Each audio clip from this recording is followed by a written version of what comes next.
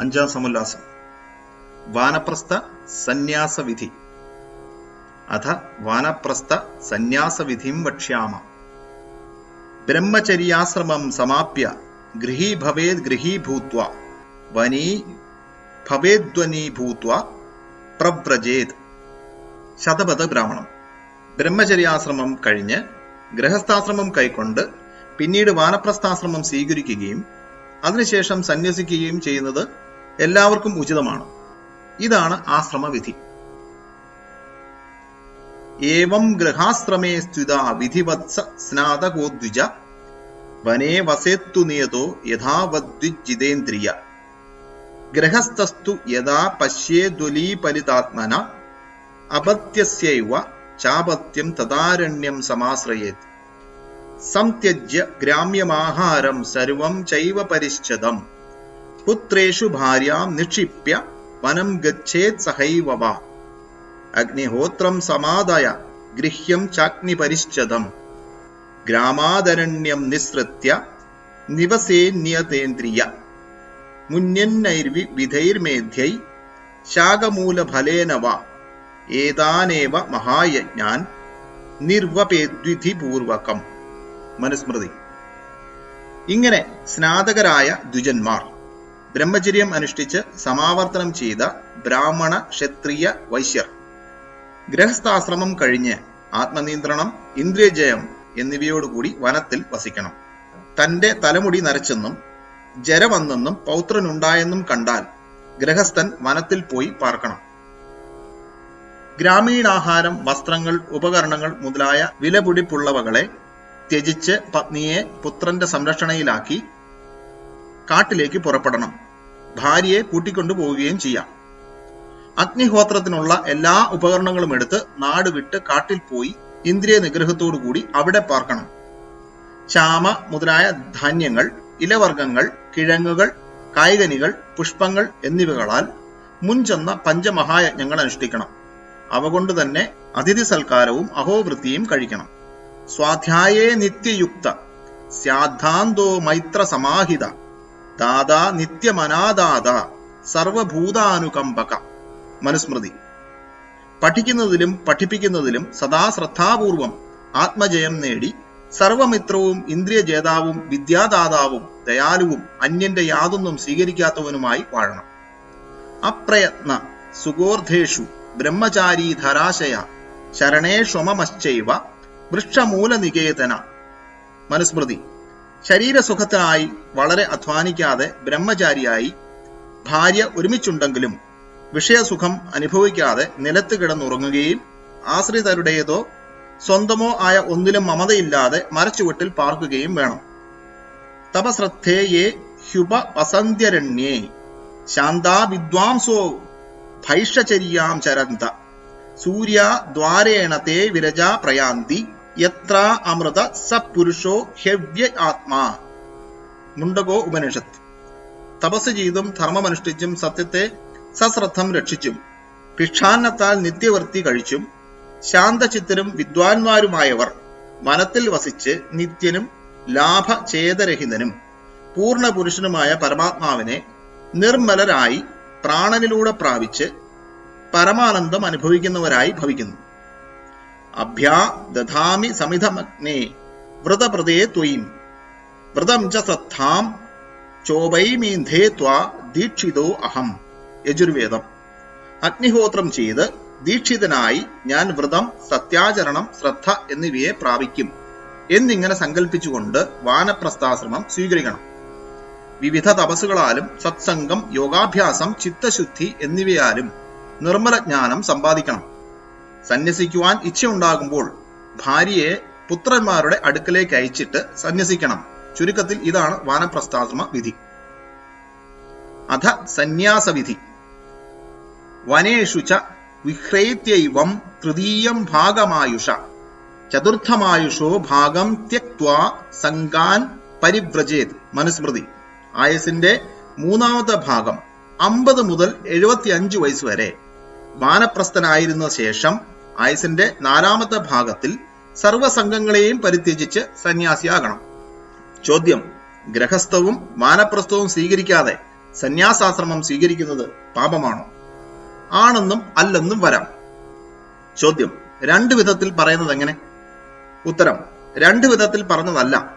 ബാല്യകാലത്ത് വിരക്തരായ ശേഷം വിഷയസുഖങ്ങളിൽ അകപ്പെടുന്നവൻ മഹാപാപിയും അകപ്പെടാതിരിക്കുന്നവൻ മഹാപുണ്യവാനായ സത്പുരുഷനുമാണ്.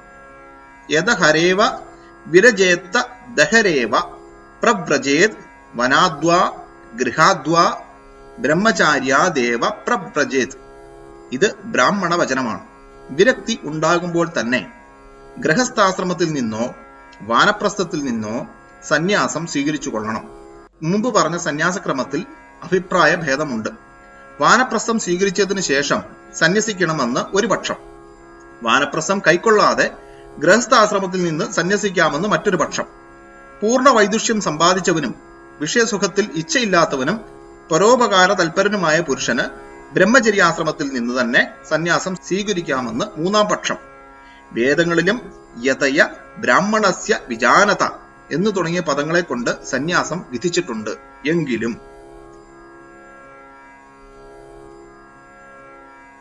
എങ്കിലും നാവിരതോ ദുശ്ചരിതാന്നാശാന്തോ നാസമാഹിത നാശാന്തമാനസോ വാപി പ്രജ്ഞാനേനൈനമാപ്നുയാത്. കഠോപനിഷത്ത്. ദുരാചാരിയും ശാന്ത സ്വഭാവമില്ലാത്തവനും യോഗസിദ്ധിയില്ലാത്തവനും ശാന്തചിത്തനല്ലാത്തവനുമായവൻ സന്യസിച്ചാലും പ്രജ്ഞാനത്താൽ പരമാത്മാവിനെ പ്രാപിക്കുന്നതല്ല. അതിനാൽ യശ്ചേദ്വാ മനസി പ്രാജ്ഞ സ്തത്യശ്ചേത് ജ്ഞാന ആത്മനി ജ്ഞാനമാത്മനി മഹതി നീയശ്ചേതദ്യശ്ചേ ശാന്ത ആത്മനി. കഠോപനിഷത്ത്. ബുദ്ധിമാനായ സന്യാസി വാക്ക്, മനസ്സ് എന്നിവയെ അധർമ്മത്തിൽ നിന്നകറ്റി ജ്ഞാനത്തിലും ആത്മാവിലും ഉറപ്പിക്കണം. പിന്നെ ആ ജ്ഞാനത്തെയും ആത്മാവിനെയും ഈശ്വരനിൽ ഉറപ്പിച്ചു നിർത്തുകയും ആ വിജ്ഞാനത്തെ ശാന്തസ്വരൂപമായ ആത്മാവിൽ സ്ഥിരമായി പ്രതിഷ്ഠിക്കുകയും വേണം. പരീക്ഷ്യ ലോകാൻ കർമ്മചിതാൻ ബ്രാഹ്മണോ നിർവേദമായാൻ നാസത്യകൃത കൃതേന തദ്വിജ്ഞാനാർത്ഥം സ ഗുരുമേവാഭിഗച്ഛേത് സമിത്പാണി ശ്രോത്രിയം ബ്രഹ്മനിഷ്ഠം. മുണ്ടകോപനിഷത്ത്. ലൗകിക സുഖങ്ങളെല്ലാം കർമ്മം കൊണ്ട് സമ്പാദിച്ചതാണെന്നറിഞ്ഞ് ബ്രാഹ്മണൻ, അതായത് സന്യാസി, വിരക്തനാകണം. അകൃതമായ, അതായത് കർമ്മത്തിൽ നിന്നുണ്ടായതല്ലാത്ത ഈശ്വരനെ കർമ്മം കൊണ്ട് മാത്രം പ്രാപിക്കുക സാധ്യമല്ല. അതിനാൽ ഗുരുവിനർപ്പിക്കുവാൻ അല്പം എന്തെങ്കിലുമായി വിദ്യാസമ്പന്നനും ദൈവജ്ഞനുമായ ഗുരുവിന്റെ അടുത്ത് ജ്ഞാനം സമ്പാദിക്കുവാൻ പോകണം. അവിടെ ചെന്ന് സകല സംശയങ്ങൾക്ക് നിവൃത്തി വരുത്തണം. എന്നാൽ ഒരു നാളും സംസർഗം ചെയ്യരുതാത്തവരെ പറ്റി പറയാം. അവിദ്യാമന്തരേ വർത്തമാന സ്വയം ധീര പണ്ഡിതം മന്യമാന ജഘന്യമാന പരിയന്തി മൂഢ അന്ധേനൈവ നിയമാന യഥാന്ത. അവിദ്യായാം ബഹുധാ വർത്തമാന വയം കൃതാർത്ഥ ഇതിഭ്യമന്യന്തി ബാല യത്കർമ്മിണോ ന പ്രവേദയന്തി രാഗാത് തേനാതുരാ ക്ഷീണലോകാശ്യ വന്ദേ. മുണ്ടകോപനിഷത്ത്. അജ്ഞാനത്തിൽ രമിച്ച് സ്വയം ധീരരും പണ്ഡിതരുമായി ചമഞ്ഞ് അഭിമാനിക്കുന്ന മൂഢന്മാർ അധോഗതിയെ പ്രാപിക്കുന്നു. അന്ധന്മാർ നയിക്കുന്ന അന്ധന്മാരെ പോലെ അവരെ പിന്തുടരുന്നവർ അനേക ദുഃഖങ്ങൾ അനുഭവിക്കുന്നു. അവിദ്യയിൽ ബഹുവിധേന വിഹരിച്ച് കൃതാർത്ഥരാണെന്ന് സ്വയം അഭിമാനിക്കുന്ന ബാലബുദ്ധികൾക്ക് ജ്ഞാനമുണ്ടാകുവാൻ കർമ്മകാണ്ഡാനുയായികളും രാഗത്താൽ മോഹിതരുമായവർക്ക് സാധ്യമല്ല. അതിനാൽ അവർ ആതുരരായി ജനനമരണ ദുഃഖത്തിൽ വീണുഴലുന്നു. അതിനാൽ വേദാന്ത വിജ്ഞാന സുനിശ്ചിതാർത്ഥ സന്യാസ യോഗാദ്യതയ ശുദ്ധസത്വ തേ ബ്രഹ്മലോകേഷു പരാന്തകാലേ പരാമൃത പരിമുച്യന്തി സർവേ. മുണ്ടകോപനിഷത്ത്. വേദാന്തത്തിന്റെ ഈശ്വരപ്രതിപാദിതമായ വേദമന്ത്രങ്ങളുടെ അർത്ഥജ്ഞാനം കൊണ്ടും ആചാരം കൊണ്ടും സുദൃഢമായ സന്യാസയോഗത്താൽ ചിത്തശുദ്ധിയുണ്ടായ സന്യാസിമാർ പരമാത്മാവിൽ മോക്ഷസുഖം പ്രാപിച്ച് ആനന്ദമനുഭവിച്ചതിനു ശേഷം മോക്ഷസുഖത്തിന്റെ അവധി പൂർണ്ണമാകുമ്പോൾ വീണ്ടും സംസാര ബന്ധത്തിൽ എത്തുന്നു. മോക്ഷം കൊണ്ടല്ലാതെ മറ്റൊന്നിനാലും ദുഃഖം നശിക്കുകയില്ല. എന്തെന്നാൽ ന വൈ സ ശരീരസ്യ സദ പ്രിയാപ്രിയയോരപഹതിരസ്ത്യ ശരീരം വാവസന്തം ന പ്രിയാപ്രിയേ സ്പൃശത. ചാന്തോഗ്യം. ദേഹധാരിക്ക് സുഖദുഃഖങ്ങളിൽ നിന്ന് വേറിട്ടിരിക്കാൻ സാധ്യമല്ല. ശരീരരഹിതനായ ജീവാത്മാവ് മോക്ഷത്തിൽ സർവവ്യാപിയായ സർവേശ്വരനോടുകൂടി ശുദ്ധനായി വസിക്കുന്നതിനാൽ സാംസാരിക ദുഃഖങ്ങൾ അവനെ സ്പർശിക്കുകയില്ല. അതിനെ സ്പർശിക്കുകയില്ല. അതിനാൽ പുത്രൈഷണയാശ്ച വിത്തൈഷണയാശ്ച ലോകൈഷണയാശ്ച വ്യുത്ഥ്യായാഥഭിക്ഷാചര്യം ചരന്തി. ശതപഥ ബ്രാഹ്മണം. ലോകബഹുമാനവും ലാഭവും ധനം കൊണ്ടുള്ള സുഖവും മാന്യതയും പുത്രാദികളിൽ മോഹം ഇത്യാദി വെടിഞ്ഞ് സന്യാസിമാർ ഭിക്ഷുക്കളായി രാപകൽ മോക്ഷസാധനയിൽ തൽപരരായിരിക്കുന്നു. പ്രാജാപത്യാം നിരൂപേഷ്ടീം തസ്യാം സർവവേദസം ഹുത്വാ ബ്രാഹ്മണ പ്രവ്രജേത്. യജുർവേദ ബ്രാഹ്മണം. പ്രജാപത്യാം നിരൂപ്യേഷ്ടീം സർവവേദസദക്ഷിണാം ആത്മന്യഗ്നീൻ സമാരോപ്യ ബ്രാഹ്മണ പ്രവ്രജേത് ഗൃഹാത്. യോ ദത്വാ സർവഭൂതേഭ്യ പ്രവ്രജത്യഭയം ഗൃഹാത്. തസ്യ തേജോമയാ ലോകാ ഭവന്തി ബ്രഹ്മവാദിന. മനുസ്മൃതി. പ്രജാപതിയെ, ഈശ്വരനെ പ്രാപിക്കുവാൻ യജ്ഞമനുഷ്ഠിച്ച് ആ യജ്ഞത്തിൽ പൂണൂൽ, ശിഖ മുതലായ ചിഹ്നങ്ങളെല്ലാം ഉപേക്ഷിച്ച് ആഹവനീയം തുടങ്ങിയ 5 അഗ്നികളെ പ്രാണൻ, അപാനൻ, വ്യാനൻ, ഉദാനൻ, സമാനൻ എന്നീ 5 പ്രാണങ്ങളിൽ ആരോപണം ചെയ്ത് ബ്രഹ്മജ്ഞാനിയായ ബ്രാഹ്മണൻ വീട് വെടിഞ്ഞ് സന്യാസിയാകണം. സകല പ്രാണികൾക്കും അഭയം നൽകി വീട് വെടിഞ്ഞ് സന്യസിക്കുന്ന ബ്രഹ്മവാദിക്ക് ഈശ്വരപ്രകാശിതമായ വേദത്തിൽ പറഞ്ഞിരിക്കുന്ന ധർമാദി വിദ്യകൾ ഉപദേശിക്കുന്ന സന്യാസിക്ക് പ്രകാശമയമായ, അതായത് മോക്ഷാനന്ദരൂപിയായ ലോകം ലഭിക്കുന്നു. ചോദ്യം: സന്യാസിയുടെ ധർമ്മം എന്താണ്? ഉത്തരം: പക്ഷപാതരഹിതമായ ന്യായാചരണം, സത്യഗ്രഹണം, അസത്യത്യാഗം, വേദോക്തമായ ഈശ്വരാജ്ഞയെ അനുസരിക്കുക, പരോപകാരം ചെയ്യുക, സത്യം പറയുക എന്നിവയെല്ലാം ഇതര ആശ്രമങ്ങളിലുള്ളവർക്കും മനുഷ്യർക്ക് പൊതുവേയും വിധിച്ചിരിക്കുന്നെങ്കിലും സന്യാസിമാർക്ക് വിശേഷ വിധിയായ ധർമ്മങ്ങൾ പറയാം. ദുഷ്ടിപൂതം ന്യസേത്പാദം വസ്ത്രപൂതം ജലം പിബേത്. സത്യപൂതാം വദേദ്വാചം മനഃപൂതം സമാചരേത്. മനുസ്മൃതി. സന്യാസി വഴിയിൽ കൂടി നടക്കുമ്പോൾ അങ്ങുമിങ്ങും നോക്കാതെ, താഴെ നോക്കാതെ നടക്കണം. സദാ മുണ്ടുകൊണ്ട് അരിച്ച വെള്ളം കുടിക്കണം. സദാ സത്യം സംസാരിക്കണം. ഇടവിടാതെ മനനം ചെയ്ത് സത്യത്തെ ഗ്രഹിച്ച് അസത്യത്തെ ത്യജിക്കണം. കുധ്യന്തം ന പ്രതി കുദ്യേത കൃഷ്ട കുശലം വദേത്. സപ്തദ്വാരാവകീർണാം ച ന വാചമതൃതാം വദേത്. മനുസ്മൃതി. അന്യരോട് സംസാരിക്കുമ്പോഴോ അന്യർക്ക് ഉപദേശം നൽകുമ്പോഴോ ആരെങ്കിലും കോപിക്കുകയോ നിന്ദിക്കുകയോ ചെയ്താൽ സന്യാസി അവരോട് കോപിക്കാതെ അവർക്ക് ശ്രേയസ് ഉണ്ടാകത്തക്ക ഉപദേശം നൽകുക മാത്രമേ ചെയ്യാവൂ. വായ, 2 നാസാദ്വാരങ്ങൾ, 2 കണ്ണുകൾ, 2 ചെവികൾ എന്നിങ്ങനെ 7 ദ്വാരങ്ങളിലൂടെ വ്യാപിക്കുന്ന വാക്കിനെ ഒരിക്കലും മിഥ്യയായി എണ്ണരുത്. അധ്യാത്മരതിരാസീനോ നിരപേക്ഷോ നിരാമിഷ ആത്മനൈവ സഹായേന സുഖാർത്ഥി വിചരേദിഹ. കൃപ്തകേശനഖസ്മശ്രു പാത്രീദണ്ഡി കുസുംഭവാൻ വിചരേന്നിയതോ നിത്യം സർവഭൂതാന്യപീഠയൻ.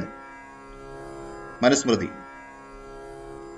തന്നിലും പരമാത്മാവിലും സ്ഥിരമായി രമിച്ച് ആഗ്രഹങ്ങൾ വെടിഞ്ഞ് മദ്യമാംസാദികൾ വർജിച്ച് ആത്മാവിന്റെ സഹായത്താൽ മാത്രം ലഭിക്കുന്ന സുഖത്തിൽ അഭിലഷിച്ച് ധർമ്മം, വിദ്യ എന്നിവയുടെ അഭിവൃദ്ധിക്ക് ചേർന്ന ഉപദേശങ്ങൾ നൽകിക്കൊണ്ട് ഈ ലോകത്തിൽ സഞ്ചരിക്കണം.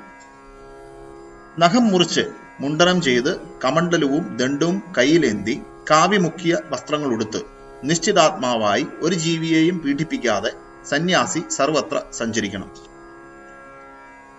ഇന്ദ്രിയാണാം നിരോധേന രാഗദ്വേഷക്ഷയേണ ച അഹിംസയാ ച ഭൂതനാമൃതത്വായ കൽപ്പതേ.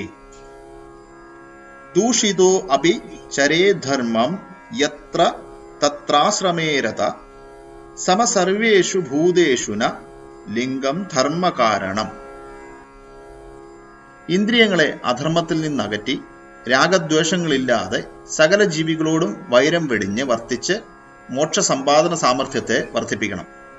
ഏതെങ്കിലും ഒരു ആശ്രമസ്ഥനായ പുരുഷൻ, ഇവിടെ സന്യാസി, ആരെങ്കിലും തന്നെ ദുഷിക്കുകയോ സ്തുതിക്കുകയോ ചെയ്താലും സർവ്വജീവികളോടും പക്ഷപാതമില്ലാതെ പെരുമാറി സ്വയം ധർമ്മമനുഷ്ഠിച്ച് അന്യന്മാരെ ധർമാനുഷ്ഠാന തൽപരരാക്കണം. ദണ്ഡ്, കമണ്ഡലു, കാഷായ വസ്ത്രം മുതലായ ധരിച്ചതുകൊണ്ട് ധർമ്മമുണ്ടാവുകയില്ലെന്നും മനുഷ്യർക്കും ഇതര ജീവികൾക്കും സത്യം ഉപദേശിച്ചും വിദ്യ നൽകിയും ഉന്നതി ഉണ്ടാക്കുന്നതാണ് സന്യാസിയുടെ പ്രധാന ധർമ്മമെന്നും അറിയണം. ഫലം കതക വൃക്ഷസ്യ യദ്യപ്യംബൂ പ്രസാദകം ന നാമഗ്രഹണാദേവ തസ്യ വാരീ പ്രസീദതി. പ്രാണായാമ ബ്രാഹ്മണസ്യ ത്രയോ അഭിവിധിവത്കൃത വ്യാഹൃതി പ്രാണവൈരുക്ത വിജ്ഞേയം പരമം തപ. മനുസ്മൃതി. തേറ്റാമ്പരൽ പൊടിച്ച് കലക്കവെള്ളത്തിലിട്ടാൽ വെള്ളം തെളിയും. പക്ഷെ അത് പൊടിച്ചിടാതെ തേറ്റാമ്പരൽ എന്ന് പറഞ്ഞതുകൊണ്ടോ കേട്ടതുകൊണ്ടോ കലക്കവെള്ളം തെളിയുകയില്ല. അതിനാൽ ബ്രാഹ്മണൻ ബ്രഹ്മജ്ഞാനിയായ സന്യാസി ഓങ്കാരത്തോടും സപ്തവ്യാഹൃതികളോടും കൂടി വിധിപ്രകാരം യഥാശക്തി പ്രാണായാമം ചെയ്യണം. ഒരിക്കലും 3 പ്രാണായാമത്തിൽ കുറയരുത്. ഇതുതന്നെയാണ് ഒരു സന്യാസിയുടെ പരമമായ തപസ്. ദഹ്യന്തേ ധാമ്യമാനാനാം ധാതൂനാം ഹി യഥാമല തഥേന്ദ്രിയാണാം ദഹ്യന്തേ ദോഷാ പ്രാണസ്യ നിഗ്രഹാത്. പ്രാണായാമൈർദഹേ ദോഷാൻ ധാരണാഭിശ്ച കിൽബിഷം പ്രത്യാഹാരേണ സംസർഗാൻ ധ്യാനേനാനീശ്വരാൻ ഗുണാൻ. മനുസ്മൃതി. എന്തെന്നാൽ തീയിൽ ഉരുക്കിയ ലോഹങ്ങളിലെ മാലിന്യം നീങ്ങിപ്പോകുന്നത് പോലെ പ്രാണനിഗ്രഹത്താൽ മനസ്സിലെയും മറ്റിന്ദ്രിയങ്ങളിലെയും ദോഷങ്ങൾ ഭസ്മമായി പോകും. അതിനാൽ സന്യാസിമാർ ദിവസേന പ്രാണായാമത്താൽ ആത്മാവ്, അന്ധക്കരണം, ഇന്ദ്രിയങ്ങൾ എന്നിവയിലെ ദോഷങ്ങൾ, ധാരണയാൽ പാപങ്ങൾ, പ്രത്യാഹാരം കൊണ്ട് സംസർഗദോഷം, ധ്യാനം കൊണ്ട് അനീശ്വര ഗുണങ്ങളായ സുഖദുഃഖങ്ങൾ, അജ്ഞാനം തുടങ്ങിയ ജീവാത്മാവിന്റെ ദോഷങ്ങളെ ഭസ്മമാക്കി കളയണം. ഉച്ചാവചേഷു ഭൂതേഷു ദുർജ്ഞേയാം അകൃതാത്മഭി ധ്യാനയോഗേന സമ്പശ്യേത് ഗതിമസ്യാന്തരാത്മന അഹിംസയേന്ദ്രിയാസകൈർ വൈദികൈശ്ചൈവ കർമ്മഭി തപശ്ചരണൈശ്ചോഗ്രൈ സാധയന്തീഹ തത്പദം.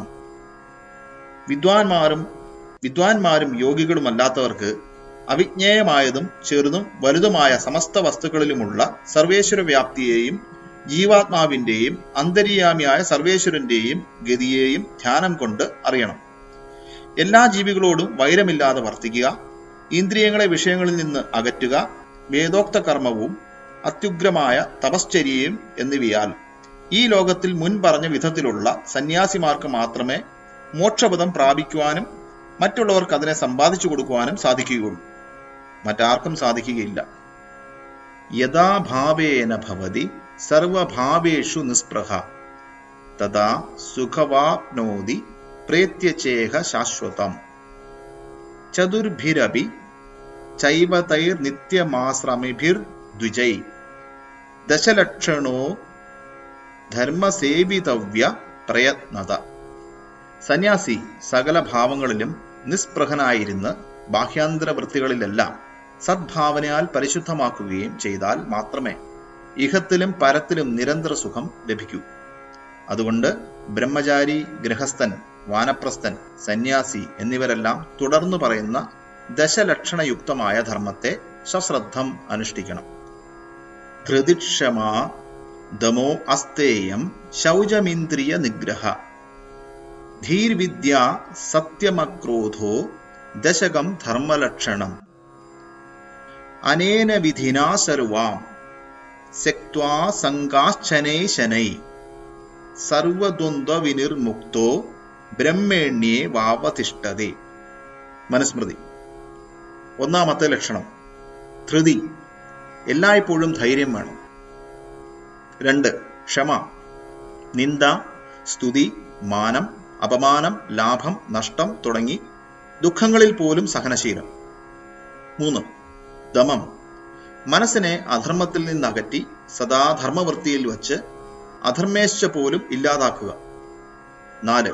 അസ്തേയം, കള്ളം, കാപട്യം, വിശ്വാസവഞ്ചന മുതലായവയാലോ വേദവിരുദ്ധമായ ഉപദേശം കൊണ്ടോ അന്യന്റെ വസ്തുക്കളെ അപഹരിക്കുന്നത് ചൗര്യമെന്ന് പറയുന്നു. ചൗര്യത്തെ ത്യജിക്കുന്നതാണ് അസ്തേയം. 5.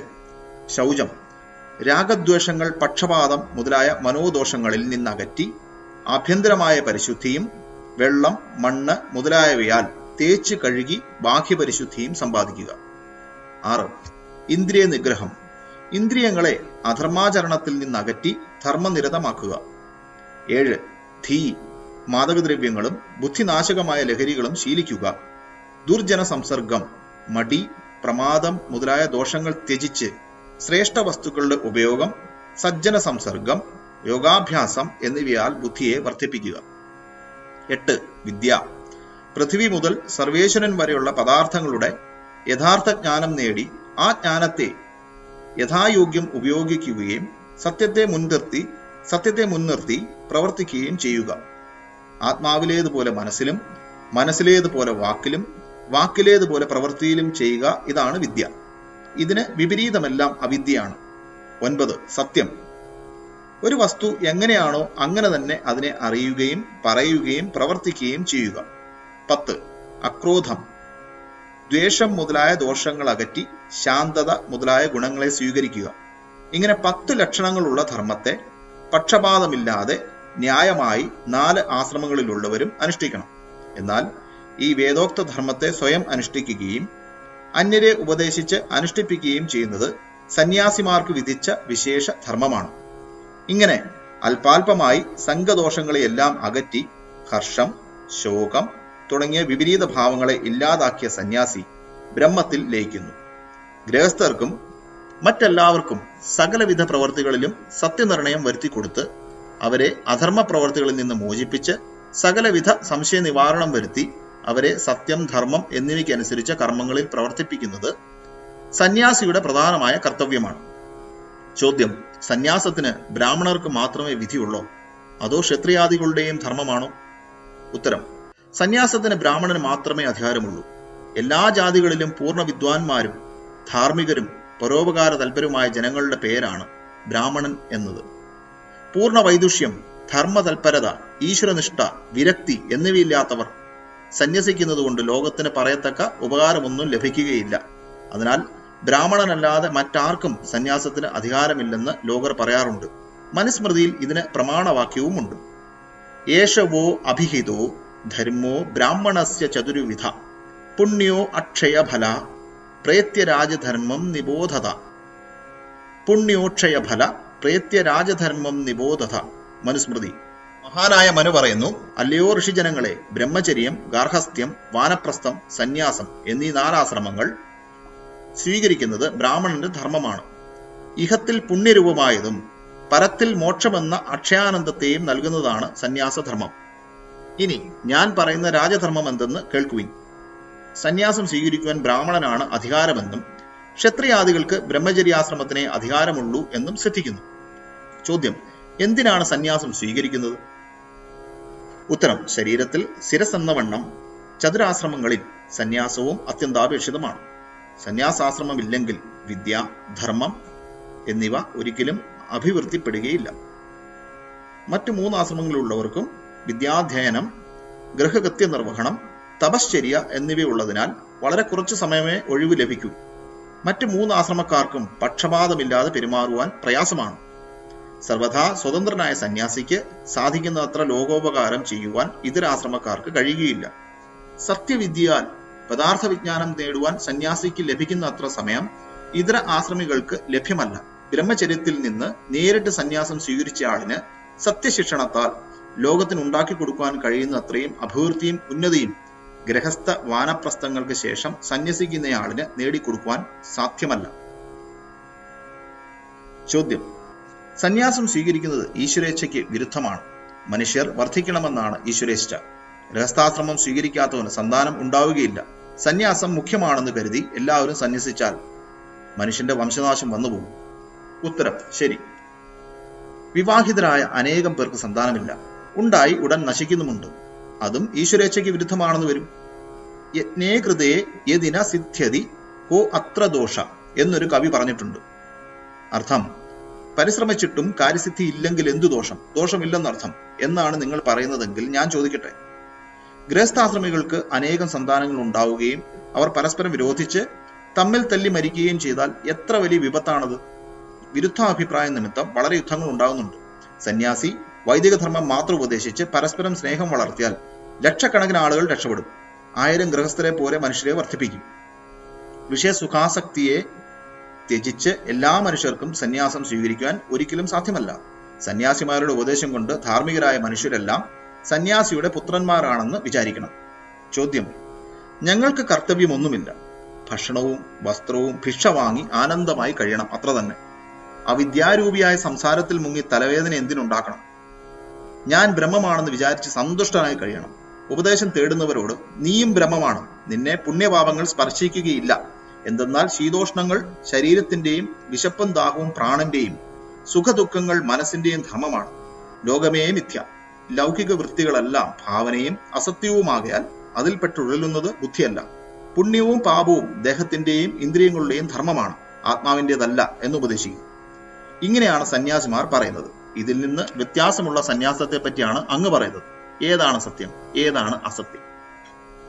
ഉത്തരം, അവർക്ക് നല്ല കാര്യങ്ങളൊന്നും ചെയ്യുവാനില്ലെന്നും. നോക്കൂ, വൈദികൈശ്ചൈവ കർമ്മഭി എന്നാണ് മനുവചനം. വൈദിക കർമ്മങ്ങൾ, ധർമാനുസൃതവും സത്യവുമായ കർമ്മങ്ങൾ സന്യാസിമാരും ആവശ്യം അനുഷ്ഠിക്കണമെന്നാണ് ഇതിന്റെ അർത്ഥം. ഭക്ഷണം, വസ്ത്രം മുതലായവ ഉപേക്ഷിക്കുവാൻ അവർക്ക് കഴിയുമോ? അതുപോലും ഉപേക്ഷിക്കുവാൻ ശക്തരല്ലാത്ത അവർ ശ്രേഷ്ഠകർമ്മങ്ങൾ ത്യജിക്കുന്നതുകൊണ്ട് പതിതരും പാപികളുമാവുകയില്ലേ? ഗൃഹസ്ഥരിൽ നിന്ന് ഭക്ഷണം, വസ്ത്രം മുതലായവ വാങ്ങുകയും അവർക്ക് അതിന് പ്രത്യുപകാരം ചെയ്യാതിരിക്കുകയുമാണെങ്കിൽ അത് മഹാപാപമല്ലേ? കാണുകയും കേൾക്കുകയും ചെയ്യാതിരുന്നാൽ കണ്ണും ചെവിയും കൊണ്ട് പ്രയോജനമില്ല. അതുപോലെ സത്യോപദേശം നൽകുകയും വേദാദിശാസ്ത്രങ്ങളുടെ മനനവും പ്രചാരവും നടത്തുകയും ചെയ്യാതിരുന്നാൽ സന്യാസിമാർ ലോകത്തിന് ഭാരമാവുകയുള്ളൂ. അവിദ്യയുടെ സ്വരൂപമായ പ്രപഞ്ചത്തെ പറ്റി ചിന്തിച്ച് തല പുകയ്ക്കുന്നത് എന്തിനെന്ന് എഴുതുകയും പറയുകയും മറ്റും ചെയ്യുന്നവരാണ് മിഥ്യയും പാപികളും. ശാരീരിക കർമ്മങ്ങളെല്ലാം തന്നെ ആത്മാവിന്റെ കർമ്മങ്ങളാണ്. ആത്മാവാണ് അവയുടെ ഫലം അനുഭവിക്കുന്നത്. ജീവാത്മാവ് ബ്രഹ്മമാണെന്ന് പറയുന്നവർ അവിദ്യയിൽ നിദ്ര കൊള്ളുന്നു. ജീവൻ അല്പനും അല്പജ്ഞനുമായിരിക്കെ ബ്രഹ്മം സർവ്വവ്യാപിയും സർവജ്ഞനുമാണ്. ബ്രഹ്മം നിത്യ ശുദ്ധ ബുദ്ധ മുക്ത സ്വഭാവിയാണെങ്കിൽ ജീവാത്മാവ് ചിലപ്പോൾ മുക്തനും ചിലപ്പോൾ ബദ്ധനുമാകുന്നു. സർവവ്യാപിയും സർവജ്ഞനുമായ ബ്രഹ്മത്തിന് ഒരിക്കലും തെറ്റോ അവിദ്യയോ ഉണ്ടാവുകയില്ല. ജീവന് ജ്ഞാനവും അജ്ഞാനവും മാറി മാറി ഉണ്ടാകുന്നു. ബ്രഹ്മത്തിന് ജനന മരണ ദുഃഖം ഒരിക്കലും ഉണ്ടാകുന്നില്ല, ജീവന് അതുണ്ടാകുന്നു. അതിനാൽ ജീവനും ബ്രഹ്മവും ഒന്നാണെന്ന ഉപദേശം മിഥ്യയാണ്. ചോദ്യം, സന്യാസി സർവകർമ്മ പരിത്യാഗിയും അഗ്നി, ലോഹം എന്നിവ തൊടുകയില്ലെന്നും പറയുന്നത് ശരിയോ തെറ്റോ? ശരിയല്ല. സമ്യങ് നിത്യമാസ്തേ യസ്മിൻ യദ്വാ സമ്യങ് ന്യസ്യന്തി ദുർഘാണി കർമാണി യേന സ സന്യാസ സ പ്രശസ്തോ വിദ്യതേ യസ്യ സ സന്യാസി. ദുഷ്കർമ്മങ്ങൾ ത്യജിച്ച് സത്സ്വഭാവത്തോടുകൂടി വർത്തിക്കുന്നവനാണ് സന്യാസി. അതിനാൽ സത്കർമ്മങ്ങൾ അനുഷ്ഠിക്കുന്നവനും ദുഷ്കർമ്മങ്ങളെ ദൂരെ ത്യജിക്കുന്നവനുമാണ് സന്യാസി. ചോദ്യം, അധ്യാപനവും ഉപദേശവും ഗൃഹസ്ഥാശ്രമക്കാർ നടത്തുന്നുണ്ട്, പിന്നെ സന്യാസിമാരെ കൊണ്ട് എന്താണ് പ്രയോജനം? ഉത്തരം, എല്ലാവരും സത്യോപദേശം കൊടുക്കുകയും കേൾക്കുകയും ചെയ്യണം. പക്ഷേ സന്യാസിക്ക് ഉണ്ടാവുന്ന അത്രയും സമയവും പക്ഷപാതം ഇല്ലായ്മയും ഗൃഹസ്ഥന് ഉണ്ടാവുകയില്ല. പുരുഷന്മാർക്കും സ്ത്രീകൾക്കും ഉപദേശവും വിദ്യയും നൽകേണ്ടത് ബ്രാഹ്മണരുടെ കടമയാണ്. എന്നാൽ ദൂരയാത്ര നിരന്തരം ചെയ്യുവാൻ സന്യാസിക്ക് കിട്ടുന്ന അത്ര സൗകര്യം ഗൃഹസ്ഥരായ ബ്രാഹ്മണർക്ക് പോലും കിട്ടുകയില്ല. ബ്രാഹ്മണർ വേദവിരുദ്ധമായി വല്ലതും ചെയ്താൽ അവരെ നിയന്ത്രിക്കേണ്ടത് സന്യാസിയാണ്. അതിനാൽ സന്യാസം ഉചിതം തന്നെ. ചോദ്യം, ഏകരാത്രിയും വസേത് ഗ്രാമേ ഇത്യാദി വചനങ്ങളാൽ ഒരിടത്തൊരു രാത്രി മാത്രമേ സന്യാസി വസിക്കാവൂ, കൂടുതൽ പാടില്ലല്ലോ? ഉത്തരം, ഇത് ഒട്ടൊരംശത്തിൽ നല്ലതാണ്. ഒരിടത്ത് തന്നെ പാർത്താൽ ലോകർക്ക് വലിയ ഉപകാരമൊന്നും ഉണ്ടാവുകയില്ല. ഒരു സ്ഥലത്തിനോട് വിശേഷാഭിനിവേശം ഉണ്ടാവുകയും രാഗദ്വേഷങ്ങൾ വർദ്ധിക്കുകയും ചെയ്യും. എന്നാൽ ഒരിടത്ത് താമസിക്കുന്നത് കൊണ്ട് വിവിധ ഉപകാരങ്ങൾ ഉണ്ടാകുമെങ്കിൽ അങ്ങനെ ചെയ്യണം. ജനക മഹാരാജാവിന്റെ അടുത്ത് പഞ്ചശിഖരവും മറ്റ് സന്യാസിമാരും ആണ്ടിൽ 4 മാസം വീതം വളരെ കാലം വസിച്ചിരുന്നു. ഏകരാത്രിയും വസേത് ഗ്രാമേ എന്നത് ഇക്കാലത്തെ കപട സന്യാസിമാരുടെ സൃഷ്ടിയാണ്. അക്കൂട്ടർ ഒരിടത്ത് അധികകാലം താമസിക്കുന്ന പക്ഷം അവരുടെ പൊള്ളത്തരം വെളിവാകും. അവർക്കധികം വളരുവാൻ അസാധ്യമാകും. ചോദ്യം: യദീനാം കാഞ്ചനം ദദ്യാ താംബൂലം ബ്രഹ്മചാരിണാം ചൗരാണാമഭയം ദദ്യാത്സ നരോ നരകം വ്രജേത്. സന്യാസിമാർക്ക് സ്വർണം ദാനം ചെയ്യുന്നവൻ നരകം പ്രാപിക്കുമെന്നല്ലേ ഇതിനർത്ഥം? ഉത്തരം: വർണ്ണാശ്രമ വിരോധികളായ സമ്പ്രദായികളും സ്വാർത്ഥ കടലുകളായ പൗരാണികരും കൂടി എഴുതിവിട്ടതാണിത്. സന്യാസിമാർക്ക് പണം കിട്ടിയാൽ തങ്ങളെ എതിർക്കുവാൻ അവർ ശക്തിമാന്മാരാകുമെന്നും അവർ തങ്ങളെ നശിപ്പിക്കുമെന്നും സന്യാസിമാർ തങ്ങൾക്ക് അധീനരായിരിക്കുകയാണ് നല്ലതെന്നും അവർ കരുതുന്നു. ഭിക്ഷാദികളെല്ലാം തങ്ങളുടെ അധീനത്തിലായാൽ സന്യാസിമാർ ഭയപ്പെടും. മൂഢർക്കും സ്വാർത്ഥികൾക്കും ദാനം ചെയ്യുന്നത് നല്ലതാണെങ്കിൽ പഠിപ്പുള്ള പരോപകാരികളായ സന്യാസിമാർക്ക് ദാനം നൽകുന്നതിൽ ഒരു ദോഷവുമില്ല. വിവിധാനിച രത്നാനി വിവിക്തേഷുപ പാതയേത് എന്നാണ് മനുവചനം. വിവിധ രത്നങ്ങളും സ്വർണവും ധനവും വിവക്തന്മാർക്ക് സന്യാസിമാർക്ക് കൊടുക്കണം എന്നർത്ഥം. കൂടാതെ നിങ്ങൾ പറഞ്ഞത് അർത്ഥമില്ലാത്തതാണ് താനും. സന്യാസിമാർക്ക് സ്വർണം കൊടുക്കുന്ന ദാതാവ് നരകത്തിൽ പോകുമെങ്കിൽ വെള്ളി, മുത്ത്, വജ്രം മുതലായ കൊടുക്കുന്നവൻ സ്വർഗത്തിൽ പോകുമോ? ചോദ്യം: മുമ്പേ ചൊല്ലിയ ശ്ലോകത്തിൽ പിശകു പറ്റിപ്പോയി. യതി ഹസ്തേ ധനം ദദ്യാത് എന്നതാണ് ശരി. സന്യാസിയുടെ കയ്യിൽ പണം കൊടുക്കുന്നവൻ നരകത്തിൽ പോകുമെന്നർത്ഥം. ഉത്തരം: ഇതും ഏതോ അക്ഷരവൈരി എഴുതി വെച്ചതാണ്. പണം കയ്യിൽ കൊടുത്താൽ ദാതാവ് നരകത്തിൽ പോകുമെങ്കിൽ കാൽക്കലോ കിഴികെട്ടിയോ വെച്ചു കൊടുത്താൽ സ്വർഗത്തിലേക്ക് പോകാമല്ലോ. ഈ പാഠഭേദമൊന്നും ശരിയല്ല. സന്യാസി നിത്യവൃത്തിക്ക് ആവശ്യമായതിലധികം ധനം കൈവശം വയ്ക്കുന്ന പക്ഷം ചോരഭയം, അത്യാഗ്രഹം എന്നിവ ഉണ്ടാകാൻ സാധ്യതയുണ്ട്. എന്നാൽ വിദ്വാൻ അനുചിതമായതൊന്നും ചെയ്യുകയില്ല, അത്യാഗ്രഹത്തിൽ പെടുകയുമില്ല. എന്തെന്നാൽ അവൻ മുമ്പ് ബ്രഹ്മചര്യത്തിലോ ഗൃഹസ്ഥാശ്രമത്തിലോ വെച്ച് സുഖങ്ങൾ അറിയുകയോ അനുഭവിക്കുകയോ ചെയ്തിട്ടുണ്ടാവും. ബ്രഹ്മചര്യത്തിൽ നിന്ന് സന്യസിച്ചവൻ ഒരിക്കലും ഒന്നിലും ആസക്തനാകാത്ത പൂർണ്ണ വിരക്തനായിരിക്കും. ചോദ്യം: ശ്രാദ്ധനാളിൽ സന്യാസി വീട്ടിൽ വരികയോ വസിക്കുകയോ ചെയ്താൽ പിതൃക്കൾ ഓടിപ്പോകുമെന്നും നരകത്തിൽ വീഴുമെന്നും ലോകർ പറയുന്നു.